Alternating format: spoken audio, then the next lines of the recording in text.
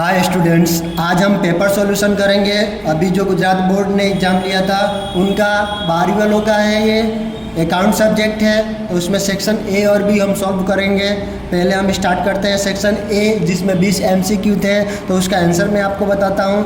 ABC की पूंजी का अनुपात 3:2:1 है और उनका वितरण पात्र लाभ 66,000 हो तो सी को कितना लाभ मिलेगा। तो इसमें जो लाभ का बंटवारा होता है वो हमेशा लाभ हानि के अनुपात में होता है। यहाँ पे आपका पूंजी का अनुपात दिया है, लाभ हानि का अनुपात अगर प्रश्न में न दिया हो तो लाभ हानि का अनुपात समान लेते हैं। तो 66,000 को सी में बांटोगे तो 66,000 इंटू सी का अनुपात 1/1 तीनों का होगा, तो सी का 1/3, तो आपका आंसर आएगा 22,000।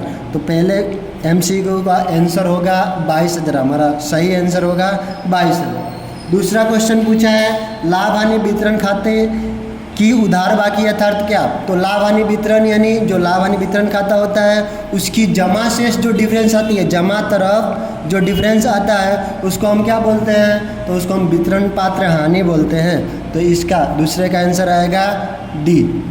नेक्स्ट देखते हैं, तीसरा क्वेश्चन पूछा है ख्याति खाली जगह का वित्तीय मूल्य है। तो ख्याति किसका मूल्य दर्शाता है, तो ख्याति ये धंधा की प्रतिष्ठा, ओके, धंधा की इकाई की प्रतिष्ठा का वित्तीय मूल्य है। तो तीसरे का आंसर होगा बी। चौथा देखते हैं ख्याति किस प्रकार की संपत्ति है। तो ख्याति एक अदृश्य संपत्ति है, तो चौथे का आंसर होगा बी। साझेदारी पेढ़ी के पुनर्गठन के समय पक्की तलपट में दर्शाया गया PF मतलब प्रोविडेंट फंड कहाँ दर्शाया जाता है। तो प्रोविडेंट फंड आपको पता ही है पक्की तलपट में दायित्व पक्ष में दर्शाया जाता है, तो उसका आंसर होगा 5वें का बी। पुनर्मूल्यांकन बाद की पक्की तलपट में पूंजी दायित्व पक्ष में दर्शाया जाता है। 6 नंबर देखते हैं, पुनर्मूल्यांकन खाते को भी कहा जाता है। तो पुनर्मूल्यांकन खाता को हम लाभ हानि समायोजन खाता कहते हैं, ओके। तो इसका आंसर आएगा सी, लाभ हानि समायोजन खाता। 8 नंबर देखते हैं, 7 नंबर देखते हैं, आंतरिक तरह से मूल्यांकन की हुई ख्याति किस हिसाबी मानक के अनुसार चौपड़े में नहीं दर्शानी चाहिए। तो यहाँ पे बोला है किस मानक के अनुसार चौपड़े में नहीं दर्शानी चाहिए, तो आपका हिसाबी मानक 26 आएगा, इसका 7वें का आंसर आएगा हिसाबी मानक 26। 8 नंबर, नया साझेदार अपने भाग की ख्याति की रकम रोककर में लाए तब वह खाता जमा किया जाता है, तो ख्याति के प्रीमियम खाता, ओके। तो इसका आंसर आएगा बी, 8वें का भी ख्याति के प्रीमियम खाता जमा करते हैं। 9 नंबर, जब लाभ हानि के केवल पुराना प्रमाण ही दिया गया हो तब बाकी के साझेदारों का लाभ का प्रमाण कौन सा अनुपात में बांटेंगे। जब पुराना अनुपात दिया है तो उसका बंटवारा लाभ हानि के पुराना अनुपात में ही बांटा जाएगा। तो 9वें का आंसर आएगा पुराना अनुपात, पुराना प्रमाण बी। 10 नंबर, पेढ़ी के विसर्जन के समय पक्की तलपट में देनदार 24,500 है और डूबत ऋण अनामत 4,500 हो तो वसूली खाते की जमा पक्ष में कौन सी रकम लिखी जाती है। तो डूबत ऋण अनामत की जो रकम है वसूली खाते के जमा पक्ष में लिखी जाएगी। तो कितना है डूबत ऋण अनामत की रकम 4500, 4,500, तो 10वें का आंसर आएगा 4,500। 11 नंबर, साझेदारी पेढ़ी के विसर्जन कितनी तरह से हो सकता है, तो 2 तरह से हो सकता है। 11वां का आंसर आएगा आपका सी। नेक्स्ट देखते हैं 12 नंबर आपका क्वेश्चन बोला है यदि सार्वजनिक अभिधान में आवेदन के समय प्रकाशित शेयर की अपेक्षा ब्लैंक कम शेयर के लिए आवेदन पत्र आए तो शेयर का अभिधान रद्द किया जाता है। तो कम से कम तो 90% होना ही चाहिए, तो 12वां का आपका आंसर आएगा 90% सी। 13 नंबर, निम्नलिखित में से कौन सी पूंजी कंपनी की पक्की तलपट में शेयर पूंजी के शीर्षक के अंतर्गत नहीं दर्शाई जाती है, तो उसको हम अनामत पूंजी बोलते हैं, ओके। 13 का आंसर आएगा सी। 14, डिबेंचर वापसी प्रीमियम खाता यह कौन से प्रकार का खाता है, तो व्यक्ति खाता। 14 का आंसर आएगा ए, डिबेंचर वापसी प्रीमियम खाता यह व्यक्ति खाता के रूप में जाना जाता है। 15, संपत्तियों के उपयोग संबंधित माहिती खाली जगह विश्लेषण है। तो संपत्ति जो होते हैं वो हमारा कार्य क्षमता, ओके। 15 का हमारा डी, कार्य क्षमता का विश्लेषण कराते हैं, तो 15 का आंसर आएगा डी, कार्य क्षमता।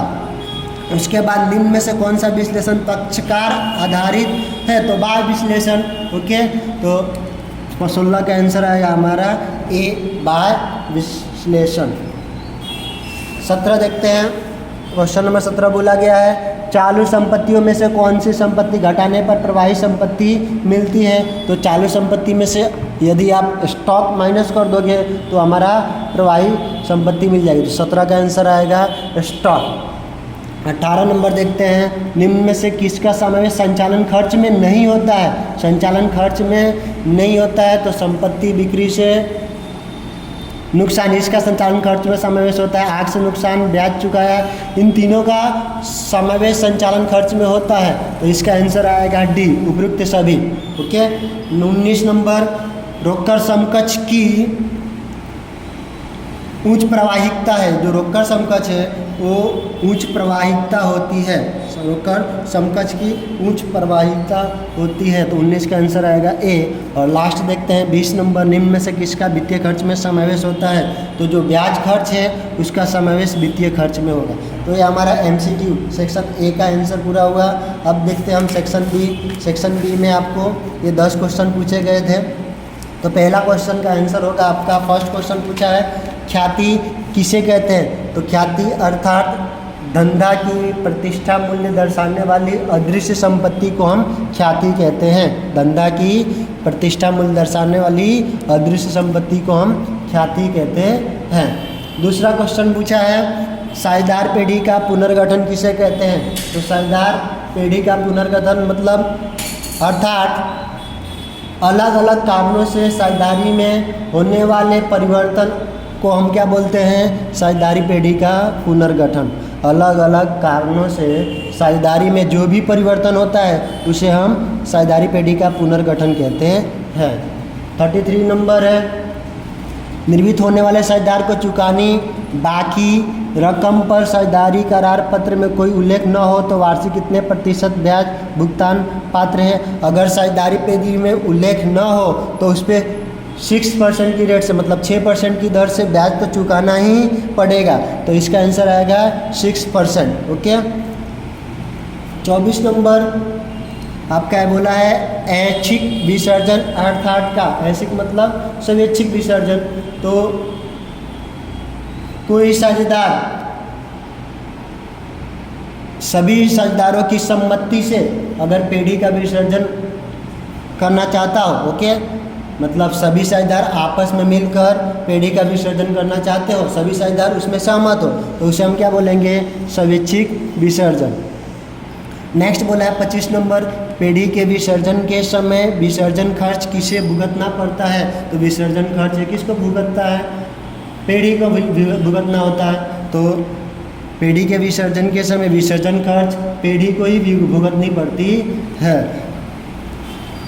सुरक्षा के आधार पर डिबेंचर के प्रकार लिखो। तो सुरक्षा के आधार पर डिबेंचर के 2 प्रकार है, एक गिरवी डिबेंचर और दूसरा सादा डिबेंचर। ओके, 2 प्रकार, गिरवी डिबेंचर और सादा डिबेंचर। चालू गुणोत्तर का उद्देश्य, नेक्स्ट 27 बोला है चालू गुणोत्तर का उद्देश्य लिखो। तो चालू गुणोत्तर का जो उद्देश्य होता है वो शॉर्ट टर्म दायित्व चुकाने की क्षमता को मापने के लिए होता है। जो अल्पकालीन दायित्व होती है उसकी चुकाने की क्षमता को मापने का उपयोग चालू उद्देश्य चालू गुणोत्तर का होता है। गुणोत्तर किसे कहते हैं। तो गुणोत्तर अर्थात 2 हिसाबी आंकड़ाओं के बीच, मतलब 2 हिसाबी संख्याओं के बीच संबंध का जो गणितीय रूप से उपयोग होता है उसे हम क्या बोलते हैं, गुणोत्तर कहते हैं। विनियोग 29 नंबर का जो क्वेश्चन है वो बोला है विनियोग प्रवृत्ति किसे कहते हैं। तो विनियोग प्रवृत्ति अर्थात दीर्घकालीन जो भी संपत्ति है, दीर्घकालीन जो लंबे समय के लिए संपत्ति होती है वो प्लस विनियोग की खरीद बिक्री से रिलेटेड जो भी प्रवृत्ति होती है वो हमारी क्या कहलाती है, विनियोग प्रवृत्ति कहलाती है। और इसमें ध्यान रखना है कि इसमें रोकड़ और रोकड़ समकक्ष का समावेश नहीं होता है। ओके, तो ये 29 का आंसर होगा। 30 बोला है बैंक ओवरड्राफ्ट में कमी वृद्धि कौन सी प्रवृत्ति में लिखी जाती है। तो बैंक ओवरड्राफ्ट में कमी वृद्धि होती है वो हम वित्तीय प्रवृत्ति में लिखते हैं। तो ये हमारा सेक्शन ए और बी का पेपर सॉल्यूशन हुआ है। नेक्स्ट वीडियो में हम आगे का पेपर सॉल्व करेंगे।